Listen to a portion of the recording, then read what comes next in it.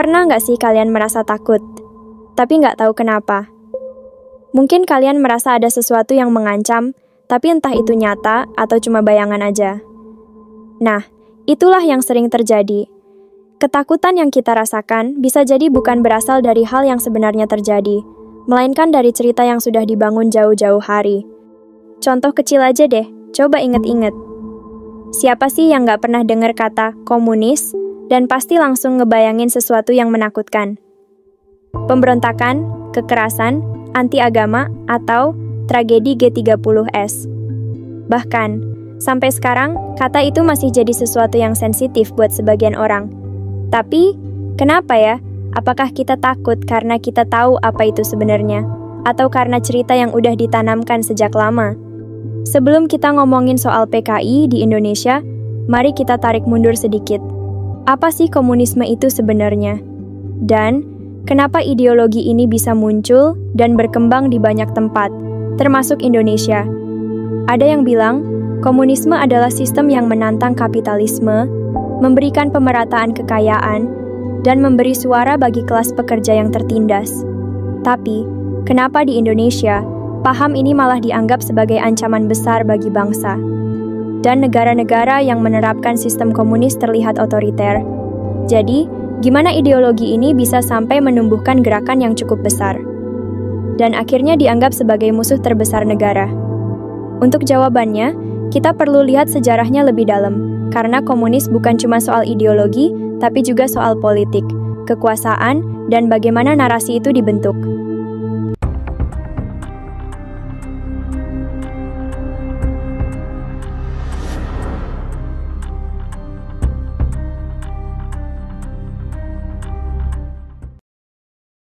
Komunisme sebagai sebuah ideologi lahir dari pergulatan panjang manusia dalam mencari sistem yang dianggap paling adil. Sejarahnya bisa ditelusuri ke abad ke-19, ketika kapitalisme berkembang pesat di Eropa dan menyebabkan kesenjangan sosial yang semakin lebar. Di tengah kondisi itu, dua pemikir besar, Karl Marx dan Friedrich Engels, mulai merumuskan gagasan yang kelak akan mengguncang dunia, komunisme. Karl Marx, seorang filsuf, ekonom, dan jurnalis asal Jerman, melihat bagaimana sistem kapitalis menciptakan ketimpangan yang luar biasa. Bersama Friedrich Engels, ia menulis Manifesto Komunis pada tahun 1848, sebuah dokumen yang menyerukan persatuan kaum buruh untuk menggulingkan kaum borjuis. Dalam pemikiran mereka, sejarah umat manusia adalah sejarah perjuangan kelas antara mereka yang memiliki alat produksi, kaum borjuis, dan mereka yang hanya memiliki tenaga kerja, kaum proletar. Marx berpendapat bahwa dalam sistem kapitalis, kaum proletar dipaksa bekerja untuk menciptakan keuntungan bagi kaum borjuis, sementara mereka sendiri hanya mendapatkan upah sekadarnya. Ini menciptakan alienasi, di mana manusia terpisah dari hasil kerjanya sendiri. Untuk mengakhiri ketidakadilan ini, Marx mengusulkan bahwa alat produksi harus dimiliki bersama, bukan oleh segelintir orang. Namun, komunisme tidak muncul begitu saja. Karl Marx dan Friedrich Engels merancangnya sebagai tahap akhir dalam perkembangan sosial manusia. Mereka membayangkan sebuah revolusi, di mana kaum proletar merebut kekuasaan dan mendirikan diktatur proletariat, sebuah pemerintahan transisi di mana negara masih ada, tetapi hanya untuk memastikan bahwa kekuasaan tetap di tangan rakyat. Setelah itu, negara akan menghilang dengan sendirinya, dan masyarakat tanpa kelas pun tercipta. Tentu saja, ide-ide Karl Marx dan Friedrich Engels tidak serta-merta langsung diterima semua orang. Bagi para pemilik modal dan penguasa, gagasan ini berbahaya. Mereka melihatnya sebagai ancaman terhadap sistem yang telah memberi mereka keuntungan besar. Maka, sepanjang sejarah, komunisme seringkali mendapat perlawanan keras, baik secara politik, ekonomi, maupun militer. Ketika revolusi komunis benar-benar terjadi di awal abad ke-20, terutama di Rusia, ideologi ini mulai mengalami berbagai bentuk interpretasi. Komunisme di berbagai negara berkembang dengan caranya sendiri, dipengaruhi oleh budaya, kondisi sosial, dan kepemimpinan yang ada. Beberapa negara menerapkan komunisme dengan model yang sangat ketat, sementara yang lain mencoba mencari jalan tengah dengan sistem sosialisme yang lebih fleksibel. Disinilah sering terjadi kesalahpahaman. Banyak orang menyamakan komunisme dengan model yang diterapkan di negara-negara tertentu, tanpa memahami prinsip dasarnya. Padahal, Marx sendiri tidak pernah secara spesifik merancang bagaimana negara komunis harus berjalan. Ia hanya menawarkan analisis tentang sistem kapitalisme dan bagaimana kaum proletar bisa membebaskan diri dari eksploitasi. Jadi, apakah komunisme yang sering kita dengar benar-benar sesuai dengan ajaran Marx dan Engels? Atau jangan-jangan kita hanya melihat hasil interpretasi dari sejarah yang kompleks? Setelah Karl Marx dan Friedrich Engels memperkenalkan gagasan komunisme dalam Manifesto Komunis, ide ini mulai menyebar luas, terutama di kalangan pekerja dan kaum tertindas. Mereka melihat komunisme sebagai jalan menuju masyarakat tanpa kelas, di mana semua orang memiliki hak yang sama atas sumber daya dan alat produksi. Tapi, bagaimana ide ini berubah dari teori ke praktik? Pada awal abad ke-20, dunia berada dalam gejolak revolusi dan perubahan besar. Salah satu peristiwa paling berpengaruh dalam sejarah komunisme adalah Revolusi Bolshevik tahun 1917 di Rusia. Dipimpin oleh Vladimir Lenin, kaum Bolshevik menggulingkan pemerintahan Tsar yang dianggap korup dan menindas rakyat.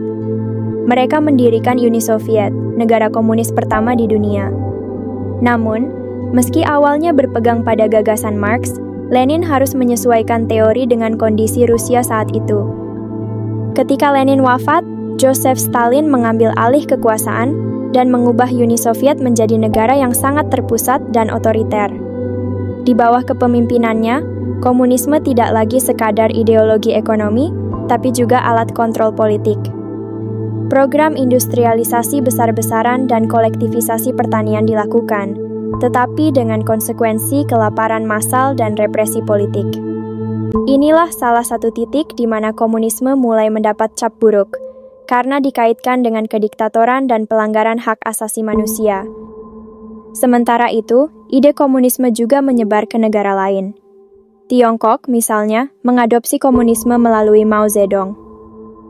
Setelah Perang Saudara melawan nasionalis, Partai Komunis Tiongkok menang dan mendirikan Republik Rakyat Tiongkok pada 1949. Namun, Mao menerapkan versi komunisme yang lebih ekstrim, termasuk lompatan jauh ke depan dan revolusi kebudayaan, yang berujung pada bencana ekonomi dan sosial. Selain Uni Soviet dan Tiongkok, komunisme juga muncul di berbagai belahan dunia dengan berbagai versi. Vietnam, Kuba, dan Korea Utara adalah beberapa contoh negara yang menerapkan komunisme dengan cara yang berbeda-beda. Di Vietnam, Ho Chi Minh memimpin perjuangan melawan kolonialisme Prancis dan kemudian melawan Amerika Serikat dalam Perang Vietnam. Di Kuba, Fidel Castro bersama Che Guevara menggulingkan pemerintahan diktator Fulgencio Batista dan mendirikan negara komunis di bawah embargo ketat dari Amerika Serikat. Namun, semakin banyak negara yang menerapkan komunisme, semakin jelas bahwa ide ini seringkali mengalami penyimpangan dari teori aslinya. Karl Marx membayangkan komunisme sebagai sistem yang muncul secara alami dari perkembangan ekonomi, sedangkan dalam kenyataannya, banyak negara komunis lahir dari revolusi berdarah dan kontrol ketat dari negara. Komunisme yang awalnya dimaksudkan untuk membebaskan rakyat dari penindasan justru seringkali digunakan untuk memperkuat kekuasaan segelintir elit. Hal inilah yang kemudian dijadikan alasan oleh banyak negara kapitalis untuk menentang komunisme, terutama selama Perang Dingin antara Amerika Serikat dan Uni Soviet. Jadi, pertanyaannya sekarang, apakah kegagalan negara-negara komunis ini disebabkan oleh ideologi itu sendiri, atau karena cara penerapannya yang menyimpang dari teori aslinya? Ketika kita mendengar kata komunis, seringkali bayangan yang muncul adalah penindasan, kekerasan, atau bahkan ateisme. Tapi dari mana sebenarnya semua label ini berasal? Apakah memang semua itu bagian dari ideologinya, atau hasil dari sejarah panjang konflik dan propaganda? Salah satu alasan utama kenapa komunisme dianggap buruk adalah karena praktek-praktek yang dilakukan oleh negara-negara yang mengaku menganut komunisme, terutama di abad ke-20. Seperti yang kita bahas sebelumnya, negara-negara seperti Uni Soviet di bawah Stalin, Tiongkok di bawah Mao, dan Korea Utara hingga sekarang sering dikaitkan dengan pelanggaran HAM, represi politik, penyensoran ekstrim, bahkan pembunuhan massal. Di banyak tempat, komunisme tidak muncul secara damai, melainkan melalui revolusi, pemberontakan, dan perang saudara. Hal ini tentu menciptakan trauma dan ketakutan yang masih diwariskan sampai hari ini. Selain itu, karena komunisme menolak sistem kelas dan kepemilikan pribadi atas alat produksi, banyak orang, terutama kalangan elit dan pemilik modal, melihatnya sebagai ancaman. Dalam sistem kapitalisme, seseorang bisa memperkaya diri dan mewariskan hartanya. Tapi dalam komunisme, semua harus dikontrol negara atau komunitas agar tidak ada ketimpangan. Hal ini membuat banyak negara barat, terutama Amerika Serikat, memusuhi komunisme habis-habisan. Kalau kita kembali ke akar ideologinya, komunisme sebenarnya lahir dari sebuah harapan. Harapan tentang dunia yang lebih adil, tanpa eksploitasi, tanpa jurang pemisah antara si kaya dan si miskin. Tapi, seperti halnya banyak ide besar dalam sejarah, saat ide itu bertemu dengan kenyataan, segalanya jadi jauh lebih rumit. Mari kita bicara soal negara-negara yang pernah, atau masih, mengklaim diri sebagai negara komunis. Tiongkok misalnya, setelah revolusi tahun 1949, Partai Komunis mengambil alih kekuasaan dan mulai membangun apa yang mereka sebut sebagai masyarakat tanpa kelas. Tapi dalam praktiknya, masyarakat justru masuk ke babak baru yang jauh lebih keras.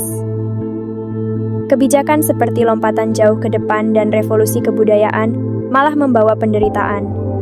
Jutaan orang kehilangan nyawa, banyak intelektual diasingkan, petani kelaparan, dan semua bentuk kritik dianggap sebagai pengkhianatan terhadap negara. Namun ada satu hal yang unik dari Tiongkok, mereka berubah. Setelah Mao Zedong wafat, Deng Xiaoping mengambil arah baru. Ia mengatakan, tak peduli kucing itu hitam atau putih, selama bisa menangkap tikus, itu kucing yang baik. Sebuah cara halus untuk mengatakan bahwa ideologi tidak lebih penting dari hasil, maka dimulailah reformasi ekonomi. Investasi asing diperbolehkan, pasar dibuka, dan individu mulai bisa memiliki usaha. Hasilnya, Tiongkok bangkit jadi raksasa ekonomi dunia. Tapi, apa artinya ini untuk komunisme? Banyak yang menyebut Tiongkok sebagai negara komunis hanya di nama dan struktur politiknya. Ekonominya? Sudah mirip kapitalis. Kelas menengah tumbuh, jutawan bermunculan, dan kesenjangan sosial ikut membesar. Sebuah ironi, mengingat cita-cita Marx adalah menghapus kelas sosial sepenuhnya. Hari ini, Tiongkok masih di bawah kendali Partai Komunis, tapi isinya sudah campuran. Kontrol ketat terhadap informasi dan politik, namun liberal dalam urusan bisnis. Kita juga bisa melihat ke Vietnam, negara yang punya jalur mirip Tiongkok.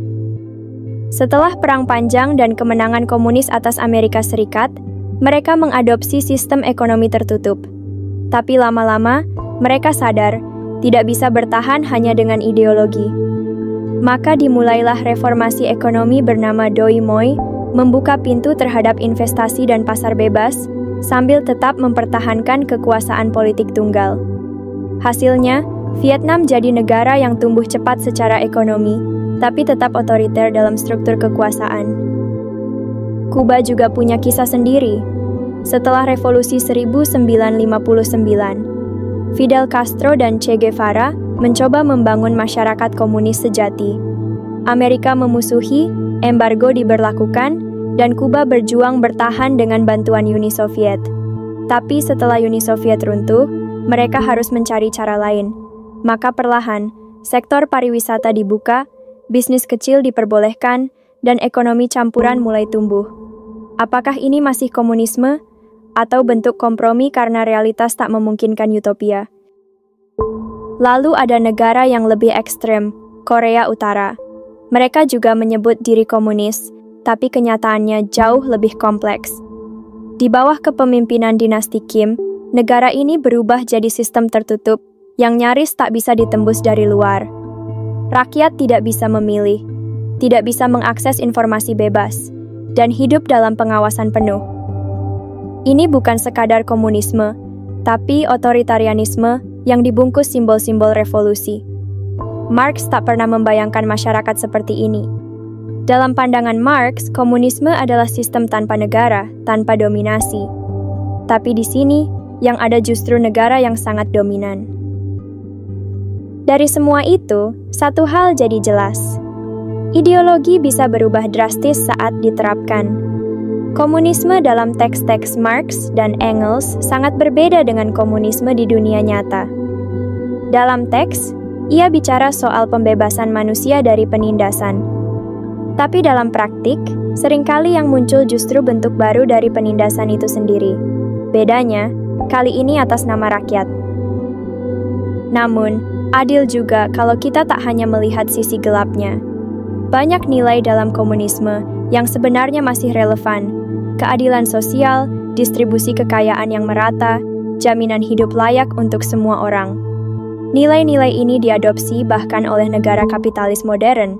Negara-negara di Eropa Utara misalnya, Swedia, Norwegia, Denmark, mengembangkan sistem yang walau bukan komunis, tapi menjamin pendidikan, kesehatan, dan kesejahteraan dasar bagi semua warganya. Mereka membuktikan bahwa kesetaraan bisa dicapai tanpa perlu membakar sistem sampai ke akar. Dan disinilah kita kembali ke pertanyaan awal. Apa sebenarnya yang membuat kita takut terhadap komunisme? Apakah karena ide dasarnya, atau karena sejarah kelam yang menyertainya? Atau jangan-jangan kita hanya melihat sisi-sisi tergelapnya saja, tanpa pernah membaca langsung pemikiran yang jadi fondasinya? Tapi itu semua masih soal negara lain. Bagaimana dengan di Indonesia? Di banyak negara, komunisme seringkali berubah bentuk begitu berhadapan dengan realitas politik dan sosial setempat. Dan di Indonesia, ceritanya juga punya alurnya sendiri, berawal dari semangat melawan penjajahan, lalu berkembang menjadi gerakan politik yang kuat, sebelum akhirnya dihancurkan dan diwariskan sebagai momok menakutkan bagi generasi berikutnya. Komunisme di Indonesia bukan muncul begitu saja. Di awal abad ke-20, ketika tanah air masih berada di bawah penjajahan Belanda, ide-ide kiri mulai masuk seiring dengan berkembangnya pergerakan nasional.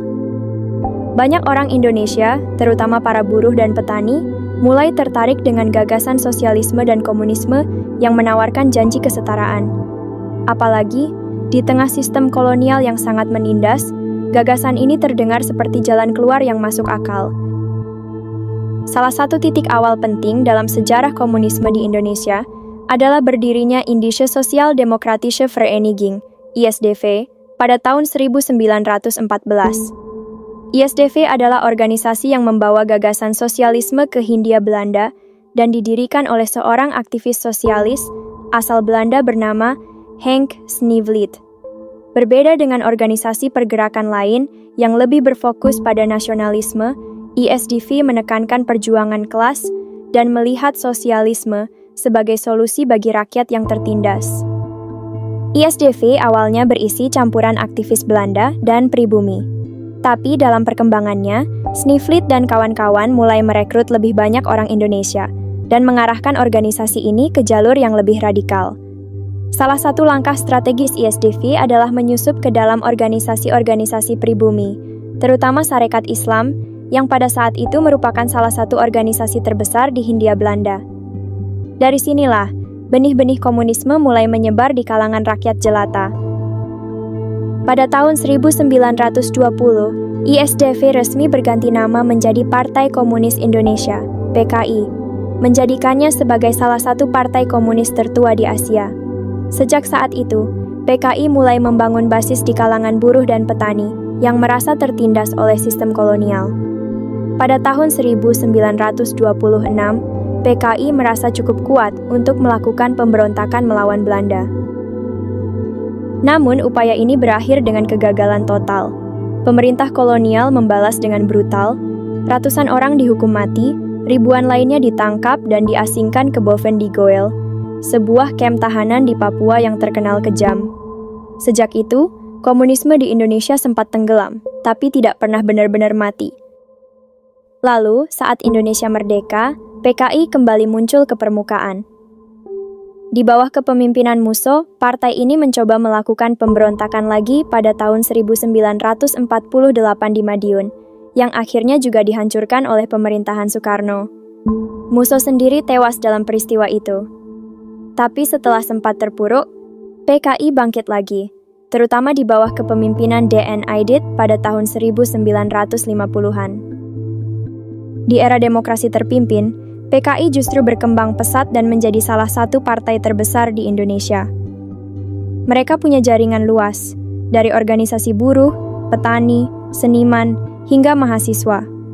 Bahkan, mereka bisa duduk sejajar dengan partai-partai besar lain, seperti PNI dan NU. Tapi inilah yang justru membuat mereka jadi ancaman bagi kelompok-kelompok lain, terutama militer dan kelompok Islam konservatif yang melihat komunisme sebagai bahaya. Puncaknya terjadi pada tahun 1965 saat peristiwa yang masih jadi perdebatan sampai hari ini. G30S, apa yang sebenarnya terjadi malam itu? Siapa dalangnya? Ini masih jadi misteri yang belum terpecahkan sepenuhnya. Yang jelas, setelah kejadian itu, PKI dihancurkan habis-habisan. Ratusan ribu, bahkan mungkin jutaan orang yang dianggap terkait dengan komunisme dibantai, ditangkap, atau diasingkan. Sejak saat itu, komunisme di Indonesia bukan hanya dihancurkan secara politik, tapi juga dijadikan musuh dalam ingatan kolektif bangsa. Setelah tahun 65, pemerintah Orde Baru di bawah kepemimpinan Soeharto membangun narasi besar bahwa komunisme adalah ancaman terbesar bagi Indonesia. Peristiwa Gerakan 30 September 1965, G30S, dijadikan dasar untuk menumpas dan melarang segala bentuk aktivitas yang berbau komunis. Namun, ini bukan sekadar pelarangan biasa. Ini adalah rekayasa sistematis yang membentuk cara berpikir masyarakat selama puluhan tahun ke depan. Salah satu alat utama dalam membentuk narasi ini adalah media massa. Pada era Orde Baru, media sepenuhnya dikontrol oleh negara. Surat kabar, televisi, dan radio dilarang menyajikan informasi yang bertentangan dengan versi resmi pemerintah. Kata komunis identik dengan pengkhianatan, kekejaman, dan kebiadaban. Tak ada ruang bagi perspektif lain.